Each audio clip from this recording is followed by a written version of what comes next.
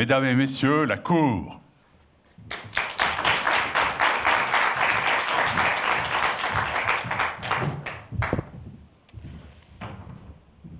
Bien. Vous pouvez vous asseoir. Donc, un seul dossier aujourd'hui. Nous allons tenir le procès de la presse. De la presse. Oui, alors évidemment, elle n'a pas pu se déplacer faute d'attestation. C'est pas mal, hein? Commencer par l'absence, là, le jour du procès. Enfin, vous êtes là pour la représenter, je présume. Maître Vitrolles, avocate de la défense. Bien sûr, Madame le juge. Ma cliente s'excuse bien évidemment de ne pas pouvoir être présente aujourd'hui, mais il y avait beaucoup de monde sur la route pour venir. Et puis, gardez vos arguments, maître, pour votre plaidoirie, parce que je pense que vous allez en avoir besoin. D'autant que maître Poujon m'avait l'air un petit peu de mauvaise oui, humeur. Oui, c'est n'importe là, quoi, ça commence n'importe quoi. L'absence de l'accusé, là, c'est n'importe quoi. Bref, vous n'allez pas vous y mettre, maître. Alors, il est grand temps. Nous allons essayer d'accélérer un peu le mouvement. L'audience aujourd'hui rassemblée pour ce tribunal des idées reçues de la presse va se tenir. Je vous rappelle que cette juridiction est un petit peu particulière puisque c'est vous, mesdames et messieurs ici présents, qui déciderez de l'issue de ce procès en déclarant si la presse est coupable ou non coupable des faits qui lui sont reprochés suite aux déclarations des témoins qui se succéderont à la barre. Je déclare donc ce procès des idées reçues de la presse ouvert. Accuser la presse, lever... Ah ben non. Bon, présentation des faits. Bravo. Oui. Allons-y. Présidente, s'il vous plaît. Présentation des faits. La presse connaît-elle un déclin inéluctable ? Alors voilà ce que nous allons essayer d'établir aujourd'hui. La presse, dont on a cessé de vanter les mérites lors de cet événement Demain la presse, qui se termine ce soir. Mais avant de s'intéresser à demain, on va peut-être essayer de s'intéresser à aujourd'hui. Et alors aujourd'hui, on peut dire que c'est assez agité. Perte de confiance de ses lecteurs, modèles économiques bouleversés par le digital, grands mouvements capitalistiques, concentration, rachat, fusion et des titres qui carrément disparaissent. Bref, la presse ne semble pas véritablement prête à accepter les critiques, fussent-elles totalement constructives. C'est donc qu'un procès était nécessaire. Contre la presse sont présentés aujourd'hui 3 actes d'accusation sur lesquels donc vous, le jury, devra se prononcer. La presse est-elle coupable ou non coupable ? Alors tout d'abord, d'obsolescence. Je vous précise, dépassée, en déclin, peu représentative, encore moins flexible, accusée de peiner à se renouveler. Bref, elle ferait preuve de ringardise face au monde de demain que les jeunes que nous aimons incarnent. Elle est pas swag. Deuxième acte d'accusation, la presse est accusée de vanité. Oui. En gros, du haut de leurs piédestaux, les médias dits mainstream auraient du mal à se remettre en question face aux nouveaux médias, qui eux sont jeunes, modernes, bien sûr. Ils abuseraient de cette position historiquement confortable pour vendre beaucoup trop de pubs, beaucoup trop cher, au détriment de nouveaux modèles plus en phase avec les attentes de l'audience.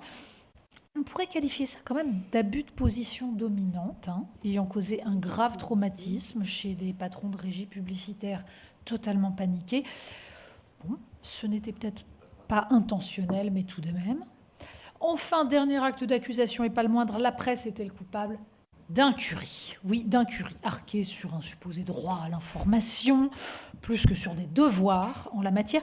La presse se reposerait sur sa bonne conscience, négligence et responsabilité, notamment sociale, environnementale aussi, je passe sur l'impact carbone, mais mépris de classe, uniformité sociologique, oubli du public, oubli du réel, négligence, paresse, qui serait une cause de la vague de fake news, comme de la défiance médiatique.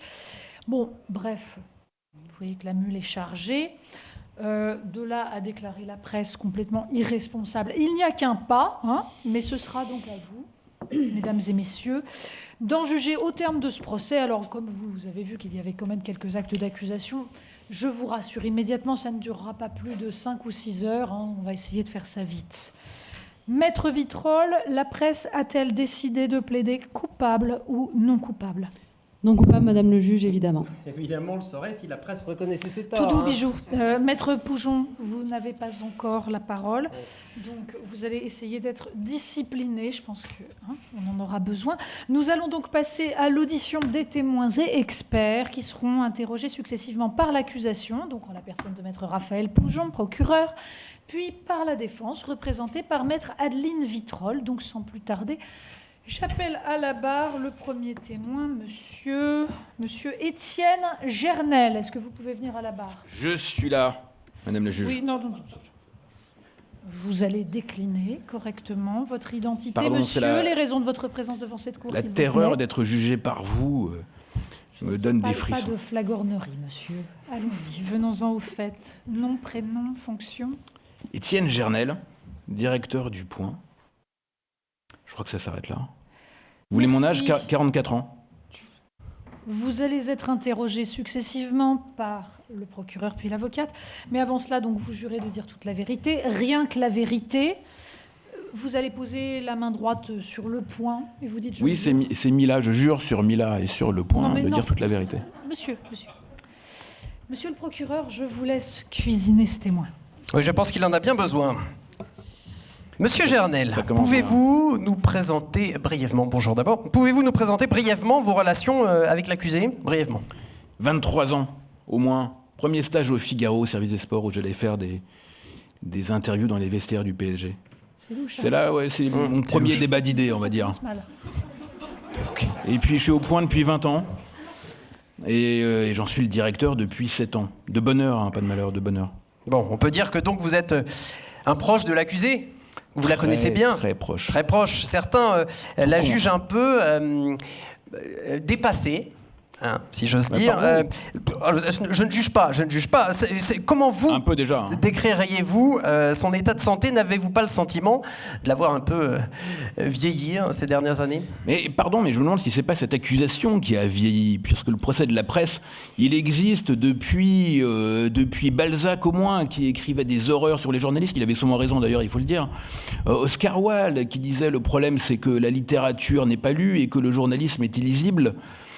Ça fait des décennies, des siècles maintenant qu'on fait le procès de la presse. Pardon, mais il faut vous mettre un peu à jour, c'est pas nouveau tout ça. Hein. Écoutez, nous allons parler presse-papier, hein, puisque vous voulez rentrer dans le vif du sujet. Et puis pardon, Oui. mais attendez, la presse elle est dépassée, elle n'a jamais eu autant d'audience. Regardez les chiffres. Si vous avez travaillé un petit peu, vous allez voir vos chiffres. Oui, je travaille. Jamais je on ne a lu permets pas. autant de journalisme de presse écrite. Pas forcément en papier, mais si vous agglomérez avec le numérique, ça n'a jamais été aussi fort. Jamais. S'en reparlerons. Je vous propose d'abord qu'on parle papier d'abord, puisque c'est quand même ce que vous connaissez le mieux, Monsieur Gernel. Comment ça c'est cette facette que vous connaissez le mieux de l'accusé. Voilà. Bah c'est oui, tout, qu'est-ce que vous en savez Monsieur Gernel, s'il Terrible, vous plaît, je ne peux pas parler, répondez aux Madame la questions. Présidente. Est-ce que les... Oui, parlons presse-papier, je parlais de ces chiffres qui sont quand même pas franchement florissants. Hein. Est-ce que ces chiffres pas florissants ne traduisent pas, un petit peu, laissez-moi terminer ma question, Monsieur Gernel, ne traduisent pas un peu le fait que les lecteurs ne s'y retrouvent pas? Écoutez, si vous aviez travaillé dans la presse, vous sauriez faire des questions plus courtes. Donc, écoutez, c'est quelque je chose représente que la vous justice et pourrez- non la presse, S'il vous monsieur. plaît. C'est quelque chose que vous pourrez apprendre. C'est honteux, c'est honteux. Évacuez Par la ailleurs, salle. pardon, mais si vous regardez d'abord, énormément de gens lisent la presse, les médias audiovisuels se nourrissent de la presse écrite, les grandes affaires sont sorties dans la presse écrite, et puis si vous regardez, par exemple, des gens comme Mark Zuckerberg, patron de Facebook, plus Instagram, plus WhatsApp, les messieurs du nouveau monde, hein, comme dirait Macron, le nouveau monde, eh ben, il lit du papier. Et quand Mark Zuckerberg il est interviewé par Le Point, ce qui l'intéresse, c'est de savoir s'il va avoir sa trombine à la une du Point. Donc ça compte, évidemment que ça compte. Les grands patrons de la Silicon Valley interdisent pour beaucoup à leurs enfants de regarder des tablettes le week-end. Ils s'intéressent à la presse écrite et évidemment, pour eux, c'est absolument fondamental. Et puis regardez, le plus grand, est-ce qu'on est dépassé? Si on était dépassé, nous, la presse écrite, les uns les autres, est-ce que Donald Trump aurait fait une telle fixette sur le New York Times?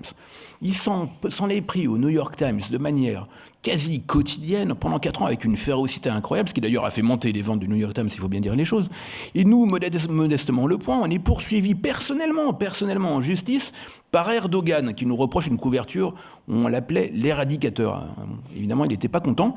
Il nous poursuit et je risque, moi, presque 5 ans de prison en Turquie pour cela. Donc, finalement, nos meilleurs, ceux qui reconnaissent que la presse, elle est encore très très importante et peut-être même plus qu'avant, c'est Donald Trump, Recep Tayyip Erdogan, et puis notre public, les gens qui nous aiment et les gens qui ne nous aiment pas. Justement, pour conclure, le public, est-ce que vous pensez vraiment que la presse représente aujourd'hui la société? Je vous mets au défi de me donner le nombre de jeunes qui lisent Le Point aujourd'hui. Objection, votre honneur. Mais c'est pas vrai. Nous ne faisons pas ici le procès d'un titre. Me semble-t-il, Maître Poujon détourne les débats. Oui, d'accord. Alors d'abord, Et bien sûr nous qu'il y a ne des sommes jeunes pas qui dans lisent une les série américaine, donc c'est pas votre honneur. Merci, c'est Madame la Présidente.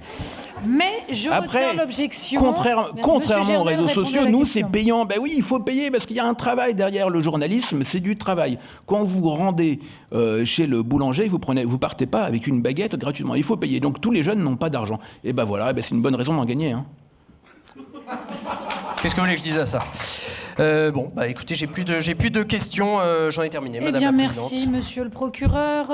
C'est donc au tour de Maître Vitrolles d'interroger ce témoin de moralité s'il en est.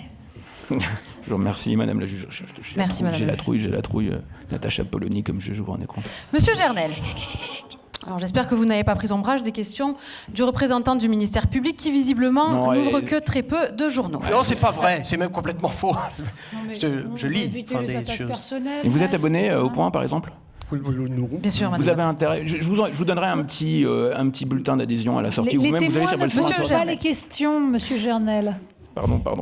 C'est moi qui pose les questions, monsieur Gernel. Donc vous connaissez bien la presse et son histoire, comme le soulignait Maître Poujon. Ce n'est pas la première fois qu'on fait son procès, n'est-ce pas? Ben non, ça fait des siècles. Et ben c'est très bien, et pourvu que ça continue, ça prouve qu'on est vivant. C'est merveilleux, c'est formidable, on est vivant, et puisque tout le monde nous fait des procès, moi je passe personnellement d'ailleurs beaucoup de temps à la 17e chambre, vous remarquerez que les gens ils poursuivent assez peu tous les imbéciles qui racontent n'importe quoi sur Twitter. En revanche, ils poursuivent les journaux. Pourquoi? Parce que ça compte, parce que c'est écrit, parce que ça reste. Voilà. Si les gens veulent être dans les journaux, des grandes interviews, je pense à celle de Macron après la présidentielle, sa première grande interview, elle était dans Le Point, par exemple. Mais il y en a d'autres, dans beaucoup de journaux, qui ont ça. Et pourquoi? Parce que ça reste. Et puis les gens portent plainte après parce que ça reste aussi. Parce que ça a du poids, parce que c'est prescripteur. Voilà. Ça se passe dans la presse écrite, puis après ça se dissémine partout. Dans l'audiovisuel, sur les réseaux sociaux, où les gens en font ce qu'ils veulent. Mais enfin, tout part de la source quand même. C'est la presse écrite. Toutes les grandes affaires ces dernières années, elles ont été lancées dans la presse écrite. Elles ont été publiées d'abord dans la presse écrite parce que c'est du travail. Voilà. Parfait. Journalisme avec des chaussures, un stylo, vous savez, des choses, ça paraît old fashion. Il y a plein de gens, mais comme vous, monsieur le procureur, vous voguez avec les flots, etc. Vous oubliez un peu les fondamentaux, il faut regarder un petit peu ce qui est prescrit, quoi.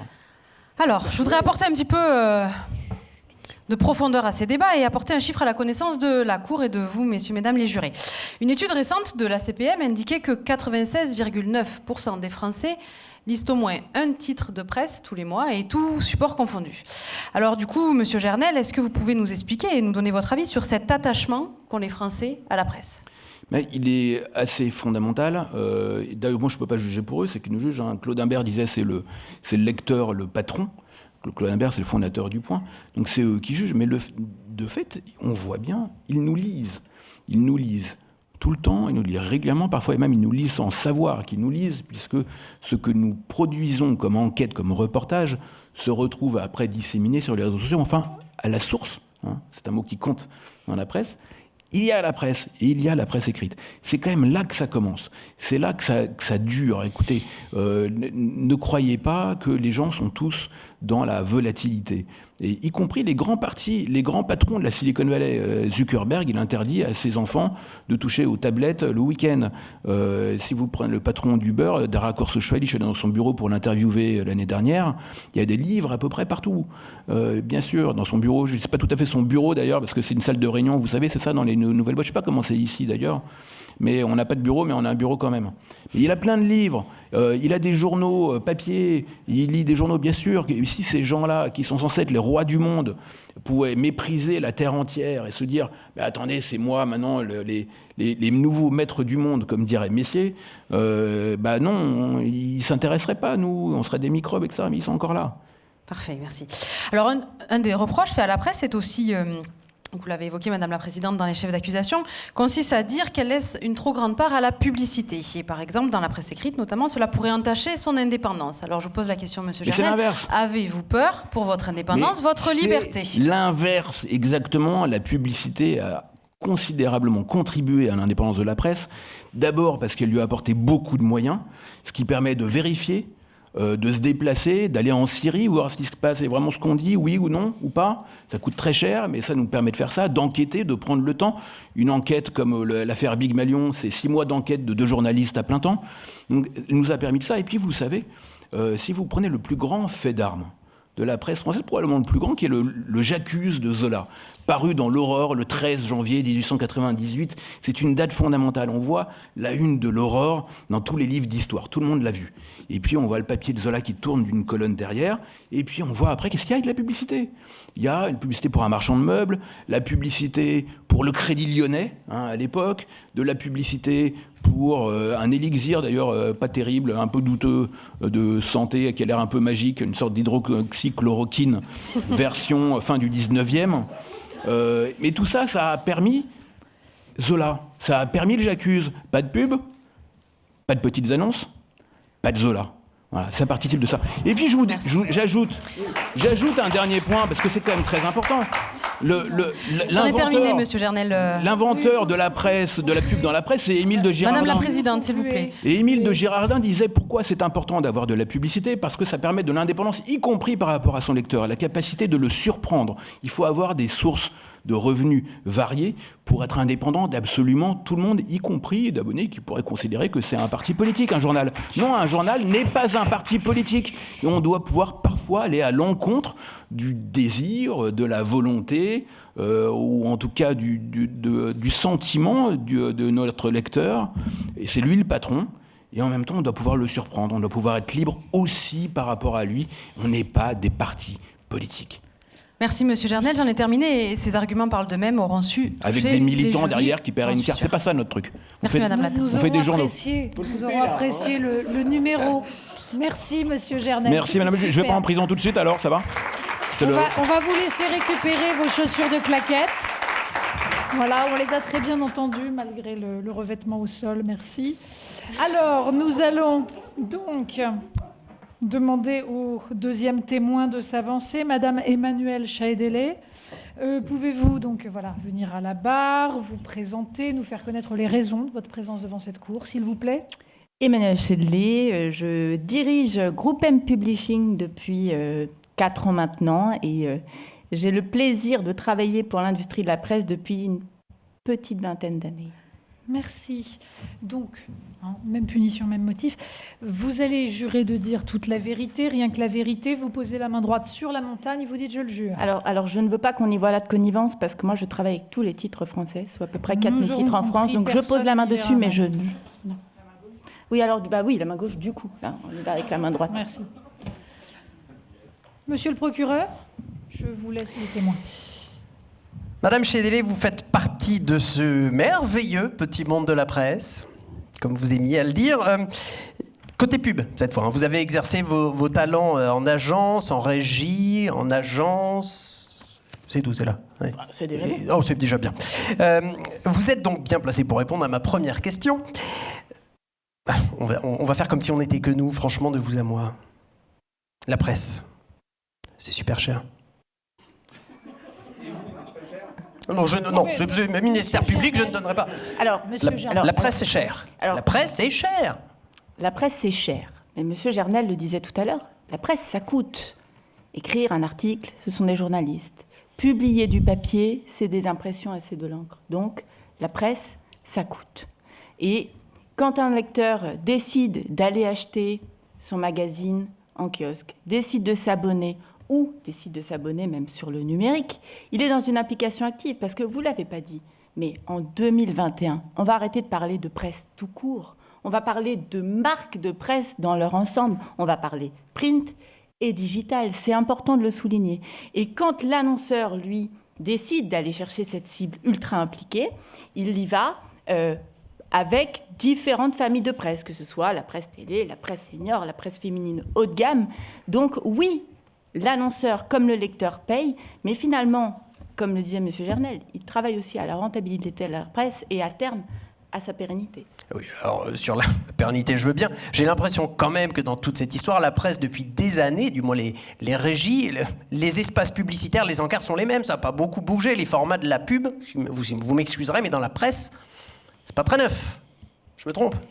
Alors, je ne sais pas si vous êtes un grand lecteur, en fait. Je finis par me poser la question. Mais enfin, bon. Vous n'êtes pas abonné au Point. Vous nous direz à quoi vous êtes abonné plus tard. Je ne vais pas vous le dire. L'audience d'un titre, elle n'est pas que sur le papier, elle est aussi numérique. Et donc aujourd'hui, on ne parle pas forcément d'encart, on parle plus globalement d'opération 360 pour notre audience globale, cher ami. Bon, passons. Vous semblez, excusez-moi, elle semble défendre une certaine modernité de la presse, que je conteste un peu. Parlons justement du monde de demain. La publicité pousse à la surconsommation. On est bien d'accord, les magazines sont emballés dans du plastique quand on les reçoit chez soi. Pas trop de questionnements sur l'empreinte carbone. La presse ne semble pas, excusez-moi, franchement consciente, voire responsable de ces enjeux-là environnementaux. Alors détrompez-vous. Encore une fois. Oui. Alors expliquez-moi, allez-y. Je suis tout oui, les jurés aussi. Au printemps dernier, il y a eu un petit événement qui s'appelait un confinement. Bon. En plus de la masse de travail que nous avons fait un petit audit avec mes équipes sur l'aspect green de la presse. Eh bien, figurez-vous qu'au-delà des grands mots, il y a des actions concrètes qui ont été mises en place, puisqu'on a fait cet audit avec toutes les grandes régies. Le Monde nous accueille aujourd'hui, Philippe Schmitt de Prisma viendra tout à l'heure. Et en fait, le papier est imprimé sur du papier PEFC, qui est du papier éco-responsable. Les blisters dont vous parliez tout à l'heure, pour recevoir votre quotidien, mais donc j'ai un doute sur le fait que vous soyez abonné à quoi que ce soit, ils sont maintenant biodégradables, voire même ils n'existent plus. Donc si demain vous abonnez, vous aurez une petite étiquette avec votre nom qui mentionnera votre adresse. Le vernis qui permettait d'avoir une surbrillance qui était en plastique a été banni. Donc les actions, elles sont concrètes. Et puis, d'un point de vue éditorial aussi, il y a un vrai engagement de la part des rédactions d'un point de vue green. Oui, bon, écoutez, c'est pas faux, ou c'est pas vrai, je sais pas bien. D'ailleurs, à mon avis, ils sont pas, vous faites pas avoir par ces arguments, mesdames et messieurs les jurés. Mais d'ailleurs, aucune connivence avec le jury. Vous êtes en train de pointer la connivence de la presse, donc respectez un petit peu, s'il vous plaît. Puisque c'est comme ça, je vous coupe. Voilà, je vous coupe et je donne la parole à la défense. Merci, Madame la Présidente. Madame Chaïdeli, Maître Poujon n'hésite pas à pointer du doigt le caractère vieillissant, dépassé, soi-disant, de la presse. Alors, passons sur le fait que ce n'est pas très délicat. Un manque de diplomatie évident qui ne vous honore guère, chers confrères. Mais bref, Madame Chaïdeli, vous êtes une experte des nouveaux formats. Alors, vous allez justement pouvoir renseigner le jury. Instagram, Snapchat. Est-ce que ce sont des plateformes pour un public vieillissant ? Je ne sais pas quel âge a ce monsieur, mais s'il estime que 13-34 ans pour 70% des utilisateurs de Snapchat, c'est âgé, alors on peut parler d'un public vieillissant, oui. Bien, alors justement, à suivre le raisonnement de monsieur le procureur, les marques de presse ne sont pas sur ces plateformes. Alors aujourd'hui, Le Monde nous accueille, Le Monde Snapchat. Par Image, Snapchat. Cosmo, Instagram. Donc les plateformes, elles existent depuis une quinzaine d'années en France. Facebook, qui est peut-être un peu plus vieillissant, on en parlait tout à l'heure. Instagram, Snapchat. Plus récemment, TikTok. Peut-être connaissez-vous, cher monsieur. Bon. J'en doute. Qui permet presque un mix transgénérationnel parents-enfants. J'ai envie de dire que si les marques de presse sont présentes sur ces plateformes, alors on va arrêter de parler de vieillissement de la presse. On va plutôt parler de nouveaux usages. Merci. Revenons également à la publicité, puisque c'est votre domaine d'expertise. Maître Poujon évoquait une crise de confiance dans la presse. Vous qui avez des chiffres, quelle relation les Français entretiennent-ils avec la publicité dans la presse ? Vous m'avez soufflé un chiffre tout à l'heure. Bon, je le connaissais en vrai. 97% de la population française lit au moins un titre de presse par mois. 90% des Français ont confiance dans ce qu'ils lisent. 98% des Français jugent utile ce qu'ils lisent et 72% des Français sont prêts à partager l'information qu'ils lisent dans la presse. Je pense qu'on ne peut pas dire que la confiance dans la presse soit ébranlée. Et, comme le disait M. Gernel tout à l'heure, la publicité dans la presse fait partie du contrat de lecture, notamment sur certaines familles de presse. On sait que certains lecteurs, voire certaines lectrices, lisent le rédactionnel et lisent aussi la presse, la publicité. C'est tout pour moi, Madame la Présidente. Merci, maître. Madame Emmanuelle Chedele, merci. Vous pouvez retourner à votre place. J'appelle maintenant notre troisième témoin, Madame Capucine Petre. Pouvez-vous donc, vous aussi, décliner votre identité, justifier votre présence devant cette cour ? Merci. Bonjour Madame la Présidente, bonjour mesdames et messieurs les jurés. Je m'appelle Capucine Petre, je suis en charge de l'engagement responsable pour le groupe Les Échos, le Parisien, que vous connaissez tous. Je vais peut-être me permettre de préciser ce que c'est que ce rôle, puisque je sais qu'il n'est pas encore très bien connu dans nos différents médias. Ma mission, c'est donc de mettre au cœur de projets stratégiques d'un groupe comme le nôtre et d'un groupe média l'ensemble des questions qui sont liées à des problématiques sociales ou environnementales, à la fois dans ce qu'on va proposer à nos lecteurs et à nos communautés au sens large, mais également dans la manière de se comporter, évidemment au quotidien en tant qu'entreprise, puisqu'on l'a évoqué à plusieurs reprises. C'est un vrai sujet. Admirable. Merci. On a du boulot. Vous allez donc, vous aussi, jurer de dire toute la vérité, rien que la vérité. Vous posez la main droite sur le Parisien, vous dites « je le jure ». Où sont les échos? Je le jure, bien sûr. Faire. Monsieur le procureur, le témoin est à vous. Madame Petre. Monsieur le procureur. Vous êtes donc directrice innovation et engagement responsable. Vous avez un peu expliqué ce que c'était, j'ai pas tout compris. C'était pas très clair surtout. J'ai gratté un peu. C'est pas une mission très répandue dans la presse.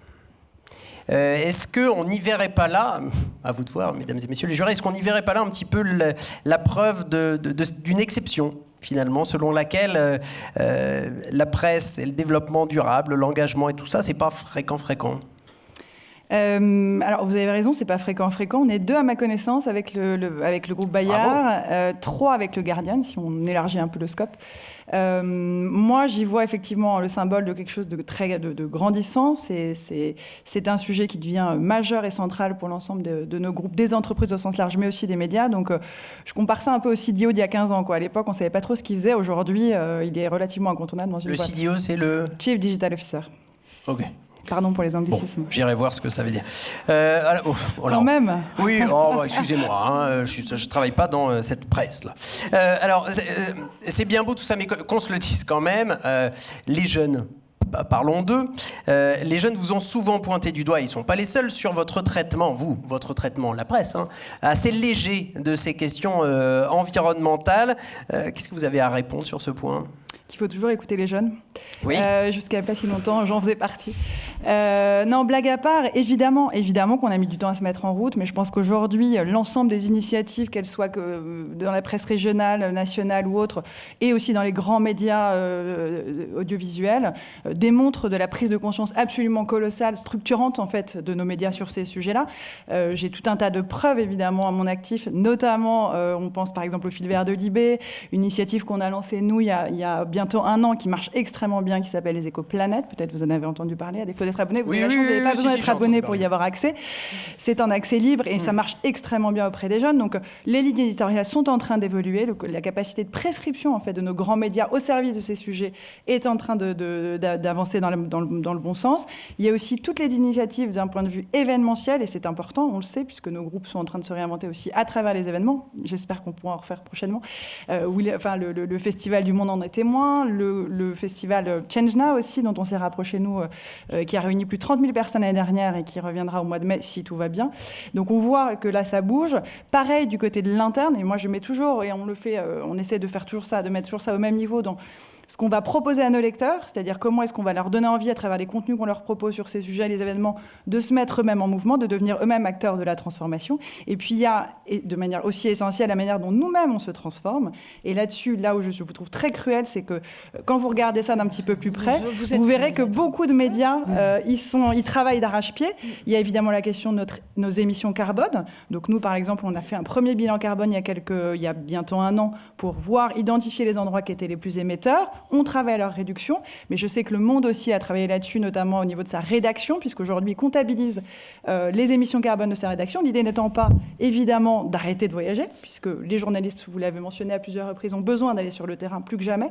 Néanmoins, on voit bien qu'aujourd'hui, un journaliste qui part au Brésil, peut-être qu'il peut rester 2, 3, 4 jours de plus. Donc, faire en sorte que son billet d'avion soit davantage mis à profit pour aller réaliser d'autres reportages en même temps sur place. Alors, vous parlez là du côté écologique, je veux bien, socialement, parce que l'évolution sociétale, c'est l'écologie et le social. Excusez-moi, mais la presse n'est pas forcément représentative de cette évolution sociale. Il suffit de voir le petit nombre de femmes dans la presse, le petit nombre de femmes à la une des magazines. J'avais un chiffre. Attendez, j'avais un chiffre, Monsieur Gernel. 83% des personnes apparaissant à la une des principaux titres de presse français sont des hommes.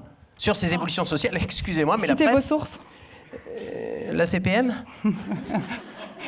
Vous avez raison. Là encore, vous avez raison. Je pense qu'il y a une vraie prise de conscience en cours et c'est un sujet qu'on prend à bras-le-corps. Nous-mêmes, sur les différents titres de notre groupe, on voit bien qu'il y a un sujet. Nos lecteurs nous le font savoir. Et donc, je pense qu'aujourd'hui, on adresse vraiment ce sujet-là. Il y a un certain nombre de chartes mises en place.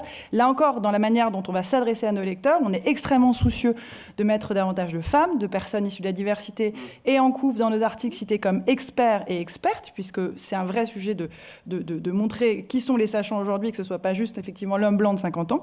On en reparlera, Madame Polony. Non, je plaisante, que vous me regardez avec moi. Madame Polony n'est pas un homme blanc de 50 ans, si je puis me permettre de préciser. Mais j'imagine qu'à Marianne, vous faites aussi extrêmement attention à ça. Il y a effectivement ce qu'on va montrer à nos lecteurs et qui on positionne comme expert ou experte, et puis il y a la manière dont on se comporte en interne. Et je pense qu'au niveau de notre groupe, en tout cas, on n'a pas à rougir de ça. Rien qu'au niveau du COMEX, il y a plus de 50% de personnes qui sont des femmes. Donc c'est un sujet qui est largement adressé. En revanche, la question de la diversité, effectivement, on est, je pense, au tout début de ce cheminement-là et on y sera extrêmement vigilant. Cheminement. Vous voyez, elle dit cheminement, ça veut dire qu'il y a du chemin encore, beaucoup. Trop, c'est bien une preuve que la presse est... Enfin, qu'elle n'est pas... Oui, enfin, j'ai pas de questions. Merci, monsieur le procureur, merci. Nous avons donc maintenant la parole à la défense. Maître Vitrolles, notre avocate. Merci, Madame la Présidente. Madame Petre, alors là où mon homologue, le représentant du ministère public, voit une exception dans votre fonction, je me demande, et je laisserai les jurés ici présents en décider, si on ne pourrait pas plutôt y voir un symbole. Le symbole, justement, de l'accélération de cette prise de conscience. Vous le disiez, votre groupe a souhaité positionner l'engagement au cœur de son projet stratégique et de sa vision à long terme. Certains disent d'ailleurs que vous réfléchissez au statut d'entreprise à mission, c'est bien ça. Alors expliquez-nous pourquoi et où vous en êtes aujourd'hui. Alors nous, on est convaincus d'une chose au sein du groupe, je pense que vous l'avez compris depuis tout à l'heure, c'est que la révolution qui est en marche là, qui est en train d'arriver, enfin ça fait quelques mois maintenant, sociale, environnementale, la révolution du sens, elle va être à peu près de même ampleur que la révolution digitale qui a totalement bouleversé nos sociétés, nos entreprises, nos façons de vivre ensemble en fait ces 15 ou 20 dernières années. Et plutôt que de voir ça comme une menace, on s'est dit ok, réinventons-nous à l'aune de cette nouvelle révolution qui arrive. Qu'attendent les gens de nous dans l'émergence de ce monde de demain ? Et donc, on les a interrogés, justement, pour répondre à votre procès-vanité. Je pense qu'on ne voulait surtout pas que ce soit un projet qui soit bâti que par nous sur un coin de bureau entre gens du 9e, puisqu'on en parlait tout à l'heure. L'idée, c'est que ce soit un projet qui soit construit avec l'ensemble de ce qu'on appelle nos parties prenantes, c'est-à-dire les gens qui sont dans le projet du groupe. Nos partenaires stratégiques, évidemment des annonceurs, mais aussi nos lecteurs, nos abonnés, etc. Et donc, qu'est-ce qu'on a fait ? On est allé les voir, on leur a demandé, qu'est-ce qu'ils attendaient de nous ? Quelle était notre fonction, nous, en tant que groupe média ? Je dis bien groupe média, parce qu'il y a évidemment les titres, mais il y a aussi tout ce qui va autour, les événements qu'on organise, etc. Qu'est-ce qu'ils attendaient de nous dans ce monde-là, et pour contribuer d'une certaine manière à notre niveau à l'émergence de ce monde d'après, un monde qu'on espère tous évidemment plus durable, plus responsable. Et de cette grande consultation qu'on a faite il y a près d'un an maintenant, même plus que ça d'ailleurs, de cette grande consultation est né un projet d'entreprise, un projet stratégique à 5 ans, qui est aujourd'hui au cœur en fait de notre transformation, et qui est basé vraiment sur 3 piliers. Très simple. Le premier, c'est le cap qu'on se donne à nous en tant qu'entreprise, en tant que groupe. Et donc, c'est ce qu'on appelle notre raison d'être. Vous avez tous entendu parler de ça. Je sais que beaucoup de médias travaillent en ce moment sur ces sujets-là aussi. Et notre raison d'être est la suivante. Notre groupe, le groupe Les Écoles Parisiens, s'engage à favoriser l'émergence d'une nouvelle société responsable en informant, donc le cœur de métier historique de nos titres, en mobilisant donc toute la partie événementielle qui vient vraiment nourrir ce projet-là, et en accompagnant chaque jour les citoyens et les entreprises. Ça, c'est le cap donc, qu'on se donne en tant que groupe.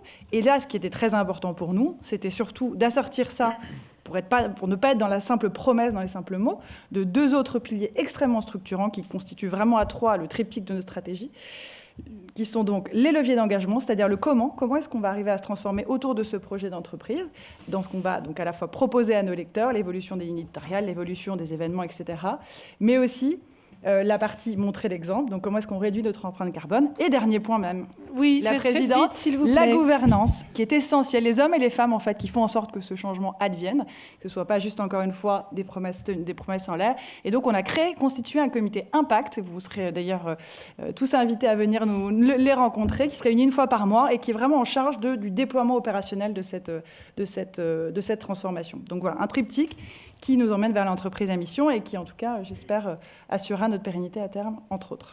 Très bien, tout ça. Votre groupe est exemplaire, mais justement... Très loin d'être exemplaire encore, mais en tout cas, on y travaille.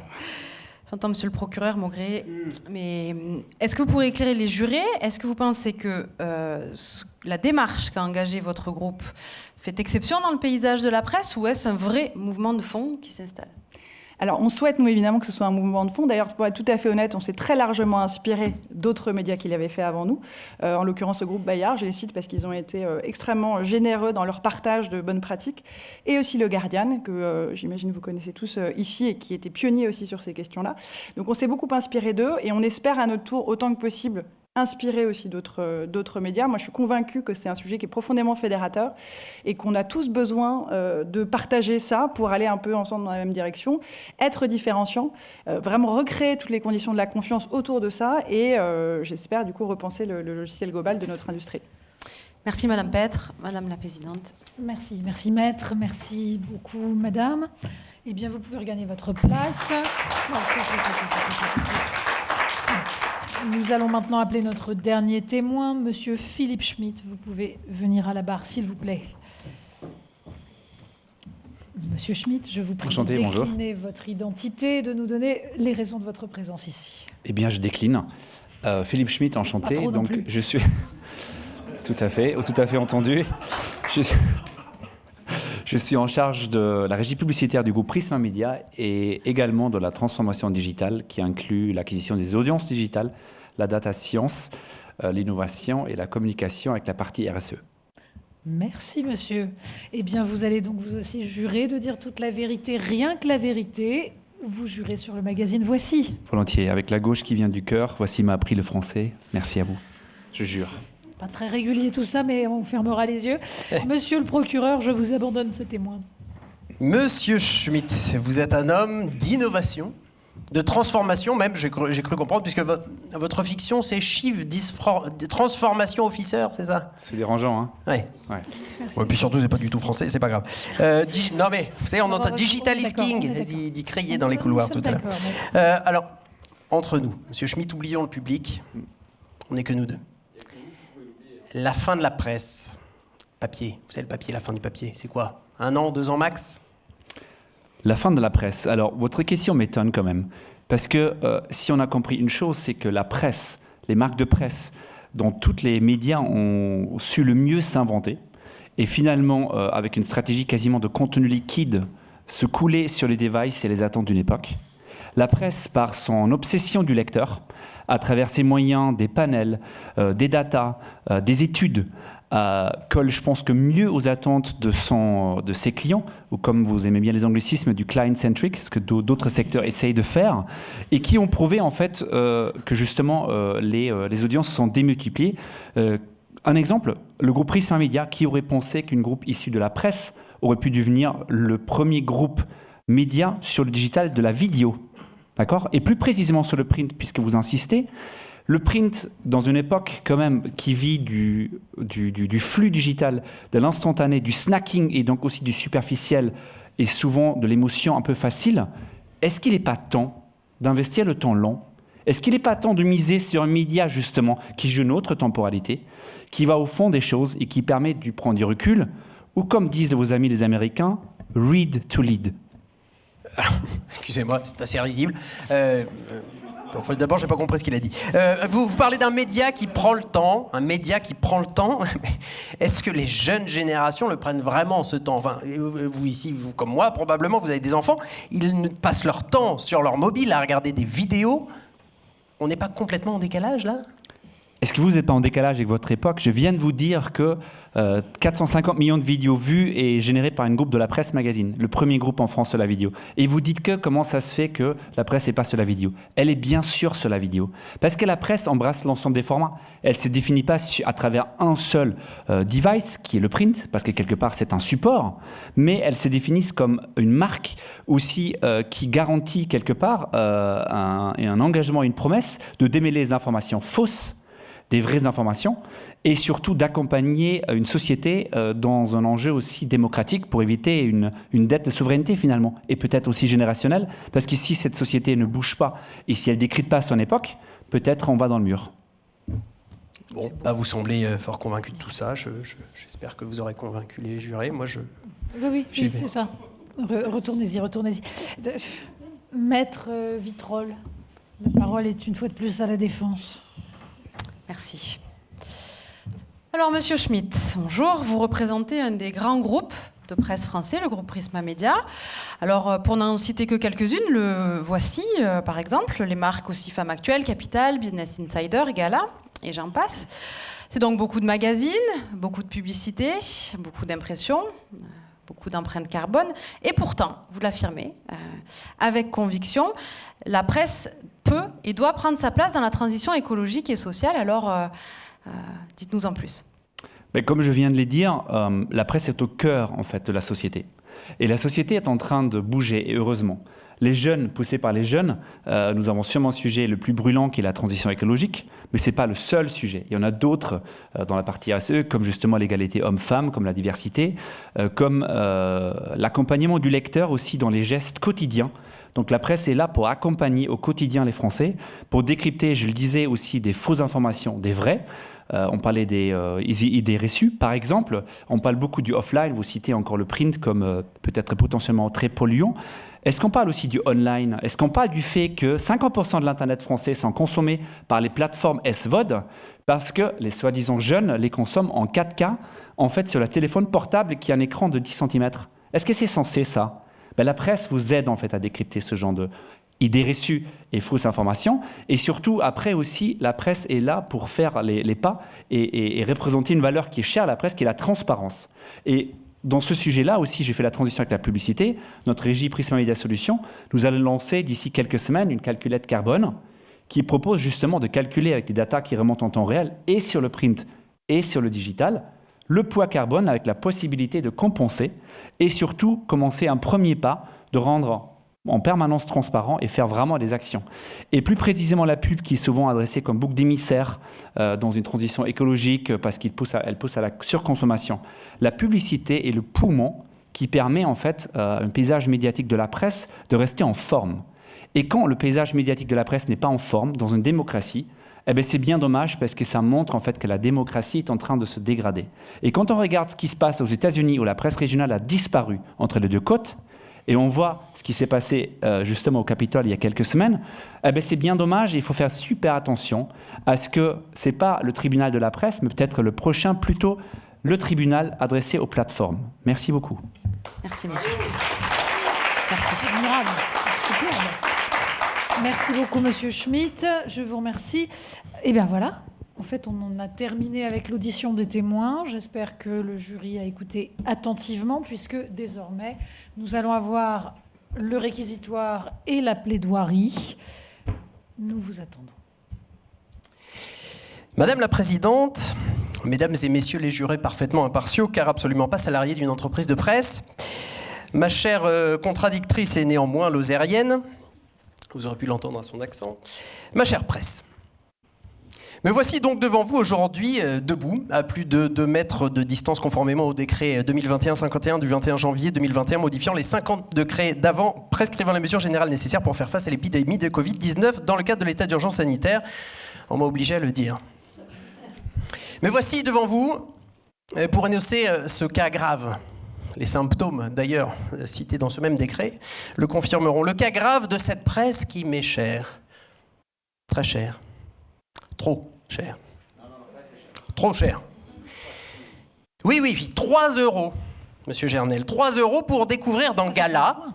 Pas le point, j'y reviendrai, vous inquiétez pas. 3 € pour découvrir dans Gala les défilés des plus beaux masques anti-Covid de la capitale. 5 € le point pour découvrir le palmarès des hôpitaux où il ne faut pas aller en 2021. 1,10 € l'exemplaire de la montagne qui m'explique comment ne pas faire de ski pendant mes vacances à la neige. C'est cher. Je vous parlais de symptômes tout à l'heure. Jouons donc au docteur ensemble. C'est un peu la mode, tout le monde est docteur, on est tous des experts en la matière. Didier, si tu nous regardes. Bref, cette très chère presse que vous avez été nombreux à encenser aujourd'hui, toute la journée d'ailleurs, et encore ici, me semble manquer sérieusement de nez. Anosmie, commenterait Michel Simès. Vous voyez l'absence de Doral. Manque de pif, de tarin, commenteraient les œnologues, nombreux d'ailleurs dans les rangs de la presse. Toujours est-il que cette presse a, selon moi, largement manqué de flair ces dernières années. Le mouvement des Gilets jaunes, la montée des populismes outre-Atlantique, comme outrageusement proches d'ailleurs, l'urgence écologique, bref, autant de sujets que cette vieille dame, si j'osais, n'a pas su venir, n'a pas vu venir. Croyez-moi, mesdames et messieurs les jurés, la presse ne se sent plus. Voilà, c'est ça que je disais. Vanité! Ah, non. Parlons-en justement de cette vanité. C'est l'un des actes d'accusation du jour. Encore une fois, nos témoins ont fait preuve d'une candide humilité qui n'a convaincu personne. À commencer par vous, j'imagine, n'est-ce pas, cher juré, Je fatigue. Et j'apporte ici la preuve de cette vanité. J'ai dans ma poche, je ne vais pas la sortir, j'ai pas assez de main. La preuve de cette vanité, vous allez voir, c'est effarant, égarant et épatant. J'ai trouvé, délicatement plié, dans ma poche tout à l'heure, dans la poche avant de mon veston Armani, un coupon de réduction pour un abonnement annuel aux Parisiens de 4 mois, janvier, février, Covid, décembre, pour 1 € par mois, avec en cadeau un masque en cuir, catégorie 1, à l'effigie de Bernard Arnault. On me brosse le portrait d'une presse qui a l'écoute de ses lecteurs. Le masque, il n'était même pas en cuir Vuitton. Je suis désolé, cette vanité est absolument incontestable. Vous l'aurez vu également. Mesdames et messieurs les jurés, Madame la Présidente, la presse n'a donc plus de flair. Elle ne se sent plus. Elle ne se mouche plus du coude. C'est pas très Covid. Avant l'audience, d'ailleurs, il fait le malin, mais j'observais Étienne Gernel dans les couloirs du tribunal. Et je l'ai vu, tout sautant, crachotant, plein de conscience sur un petit monsieur brun, moustachu, un peu vénère, qu'il semblait connaître, a priori, sans aucune retenue. Non, pas le turc Perdogan, là, un autre moustachu journaliste petit, là, avec un nom des années 80, là, Steven Plenel, voilà. Encore une fois, un parfait exemple de cette complète irresponsabilité. La carte de presse n'empêche pas les gestes barrières, monsieur Gernel.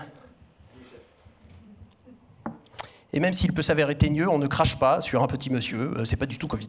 Bref. Enfin, je souhaiterais aborder cette question de l'incurie.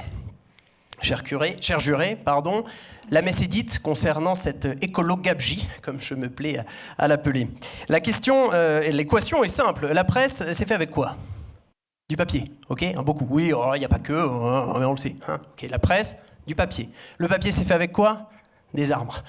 Couper des arbres, c'est quoi? La déforestation. Quelle est la première cause du Covid? La déforestation.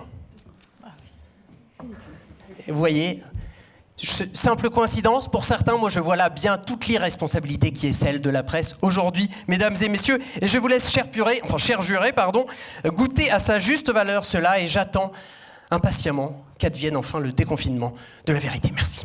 Oh, c'était superbe. Oh, bravo. Oh, bravo, maître. Magnifique. Eh bien, écoutez, le dernier mot est à la défense. Je vous souhaite bonne chance, maître Vitrolles. Merci, Madame la Présidente.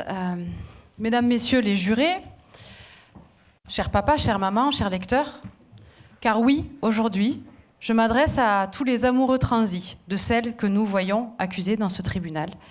Et ils sont nombreux dans cette salle, derrière leur écran. Et si j'osais, je dirais même sentir poindre entre les mots du procureur une sorte de sentiment interdit, un amour inavouable entre la presse et lui. Cher papa, chère maman, chers lecteurs, je m'adresse donc à vous, qui êtes finalement au cœur de cette accusation. Vous qui êtes à la fois juge et partie de celle qui ne vit que de vos envies de lecture, de vos envies d'information, de vos envies de divertissement. Obsolescence, vanité, incurie, qu'en termes choisis, ces choses-là sont dites. Des termes choisis probablement, justement, par ceux qui ne prennent plus le temps. Qui ne prennent plus le temps de lire, le temps de comprendre, le temps de prendre du recul, le temps de la longueur, de la profondeur, le temps de la liberté, face à la tyrannie de l'instant. Le temps de la vision réfléchie face aux diktats du ROI immédiat. Alors nos regards, nos pensées sont aujourd'hui braqués sur celle qui, bien avant nous tous, a subi et suivi les grands bouleversements de l'histoire et s'est mise au service de ces soubresauts. Des J'accuse de Zola dans l'Aurore, au sabordage de la montagne par Alexandre Varenne face à l'occupant nazi. De ces années molles à ces années folles, d'abord écrites, puis imprimées, portées, criées, reliées, glacées, numérisées, visualisées, mobilisées. D'adjectif en adjectif, elle a su s'adapter 4 siècles durant. Alors, finalement, et si c'était elle qui incarnait le mieux aujourd'hui ce nom devenu tendance, la résilience. Cette capacité à encaisser, à surmonter les chocs, aussi durs fussent-ils. Alors, mesdames, messieurs les jurés, papa, maman, monsieur le procureur, vous qui entretenez une relation particulière avec l'accusé, si vous y réfléchissez bien, vous a-t-elle fait faux bond ces derniers temps ? Dans sa diversité, dans sa multitude, je défie d'ailleurs quiconque ici de connaître le nombre précis des marques de presse en France. Bref, dans sa pluralité, a-t-elle vraiment manqué des rendez-vous ? La presse n'est ni une ni indivisible, elle n'est pas la République, mais elle est au service de sa démocratie. Ainsi grandit la presse. Les Français le savent et du coup les Français exigent, critiquent, questionnent, perdent confiance, patience parfois. Ils sont d'ailleurs des millions chaque jour, sur tout support, à l'attendre, à la questionner, à la blâmer, à l'acheter, à la partager. La presse est vivante, elle vit avec son temps, rappelant le passé, racontant le présent, imaginant l'avenir, en pleine conscience des enjeux qui le composent. La presse est plurielle, tous les titres qui la composent n'avancent pas à la même vitesse, certes. Certains ont plus de mal à s'adapter que d'autres, mais nombreux avancent ensemble. C'est ce que l'on fait en famille, dont tous les membres ne cheminent pas forcément du même pas. Et comme en famille, les disputes, les dissensions, les ruptures existent. Mais cette famille, parfois secouée, éclatée, recomposée, vit et survit aux aléas de notre temps, à l'image des familles françaises. Finalement, la presse est en transition, elle aussi. Des signaux faibles en actes forts.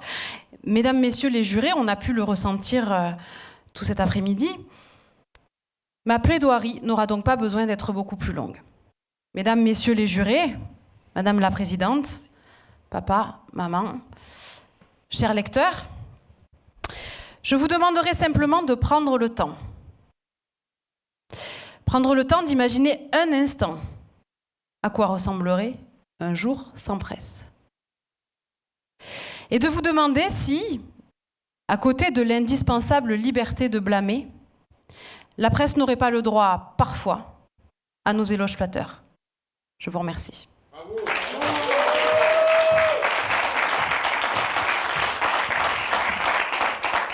Bien, merci, maître. L'heure du verdict a donc sonné. Mesdames et messieurs les jurés, c'est-à-dire vous allez délibérer dans l'intérêt des lecteurs de la presse. Et nous allons procéder, alors vous allez voir, de manière transparente, incontestable, démocratique, Parfait, vous allez adorer. Donc il y aura un vote à main levée. Et à l'énoncé des actes d'accusation, vous choisirez coupable ou non coupable. Ça va, c'est pas trop compliqué, on peut y aller. Alors on y va. Premier chef d'accusation, obsolescence. Alors, selon vous, mesdames et messieurs les jurés, la presse est-elle non coupable? Levez la main. Ah oui, quand même. Et donc, qui vote coupable? Dénoncez-vous. Les jurés sont achetés. Bref, deuxième chef d'accusation, vanité. La presse est-elle non coupable? Ah, ça fait beaucoup. La presse est-elle coupable? Ah bah oui, merci. Dernier chef d'accusation, incurie. Pensez-vous que la presse est non coupable? Pensez-vous que la presse est coupable? Oui, quand même. Ok. Bon. Alors, je recompte. 6 plus 2, ça fait 9. Fois 6, 34. Alors, non, je retiens 2, ça fait 16. Bon, on va arrondir à 20. 25. La presse est donc non coupable. Le verdict me semble assez clair. Objectif, impeccable. Voilà. Alors, il est arrêté donc cet après-midi que la presse est relaxée, au grand étonnement de tous, des actes d'accusation qui pesaient sur elle. Pour autant, Maître Vitrolles, vous aurez l'amabilité de rappeler à votre cliente qu'une petite remise en cause, ça ne fait jamais de mal, qu'elle n'est pas là pour dire la messe, mais pour donner à connaître, donner à penser. 2, 3 petites choses. Voilà, profitez-en. Hein. Bien sûr, madame le juge. Quant à vous, mesdames et messieurs, l'ordre du jour est épuisé. Nous vous remercions. La séance est levée et vous vous dépêchez parce qu'après, il y a un couvre-feu, bien sûr.